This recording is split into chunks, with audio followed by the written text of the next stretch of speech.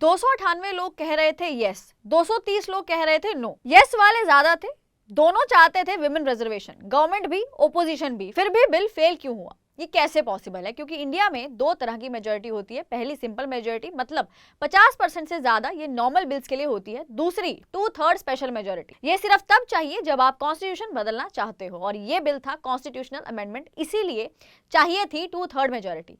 पहले समझो बैकग्राउंड। नारी शक्ति वंदना अधिनियम 2023 में ऑलरेडी पास हो चुका है। 33% रिजर्वेशन लोकसभा में भी, स्टेट असेंबलीज में भी। तो प्रॉब्लम क्या है? ये तब इंप्लीमेंट होगा जब सेंसस होगा और डिलिमिटेशन कंप्लीट होगी। तो गवर्नमेंट लाई कॉन्स्टिट्यूशनल 131st अमेंडमेंट बिल 2026। इसका मकसद था लोकसभा सीट्स को बढ़ाना 543 से 850 तक, और विमेन रिजर्वेशन डिलिमिटेशन से लिंक करना। अप्रैल 17 को वोटिंग हुई।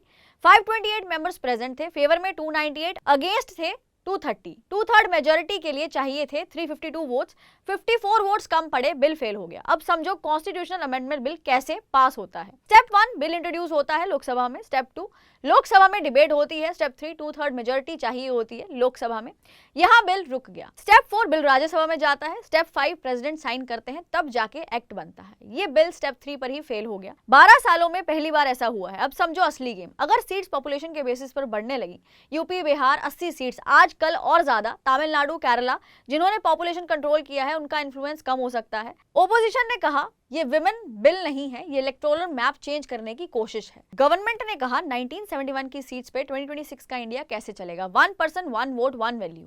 दोनों के आर्गुमेंट स्ट्रॉन्ग है। तो अब क्या होगा? विमेन रिजर्वेशन 2029 या 2034 अभी क्लियर नहीं है। ये सिर्फ एक बिल नहीं था, ये था इंडिया का फ्यूचर पावर मैप का सवाल। विमेन के लिए एक और इंतजार, और ये डिबेट अभी खत्म नहीं। अगर आपको ये इन्फॉर्मेशन अच्छी लगे तो चैनल को जरूर फॉलो करना।